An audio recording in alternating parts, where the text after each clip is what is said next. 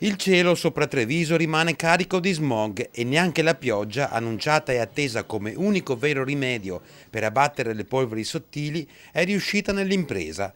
La perturbazione calata sul Veneto ha infatti toccato marginalmente la Marca, con tante nuvole ma precipitazioni di modesta entità, insufficienti a lavare l'aria portando al suolo le polveri inquinanti. Uno sguardo alla curva dei dati mostra solo un leggero calo di livelli diurni di PM10, non nella misura che sarebbe stato lecito aspettarsi. Così bisogna attendere i rilievi di domenica, giornata in cui non è prevista pioggia, e soprattutto il bollettino ARPAV di lunedì. Per dichiarare chiusa l'emergenza PM10 e ritirare l'allerta sono necessari infatti almeno 2 giorni consecutivi al di sotto dei 50 microgrammi, o anche solo uno ma con condizioni meteo favorevoli, scenari che a questo punto rischiano di sfumare entrambi.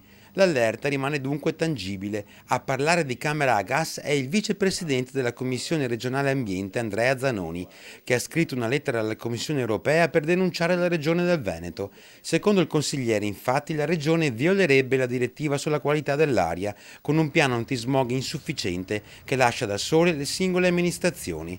Intanto a Treviso sit-in dei Verdi, con volantinaggio e sensibilizzazione su clima e inquinamento. Per proteggersi addirittura elmetto e maschera antigas da guerra. Può essere un modo per attirare l'attenzione su un argomento che ormai viene percepito anche dal cittadino comune.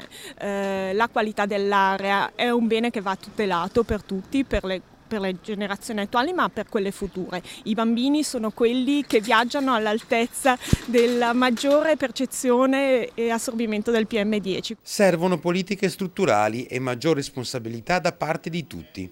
Poi serve anche, e quello richiede soldi, un piano nazionale di investimento per l'efficienza energetica degli edifici e l'attenzione in questi giorni con chi ha l'impianto a metano non usi anche la stufa a legna. Un appello va al sindaco Mario Conte. Imporsi anche nell'ANCI perché ci sia la possibilità per i cittadini di poter utilizzare un mezzo pubblico al posto dell'auto.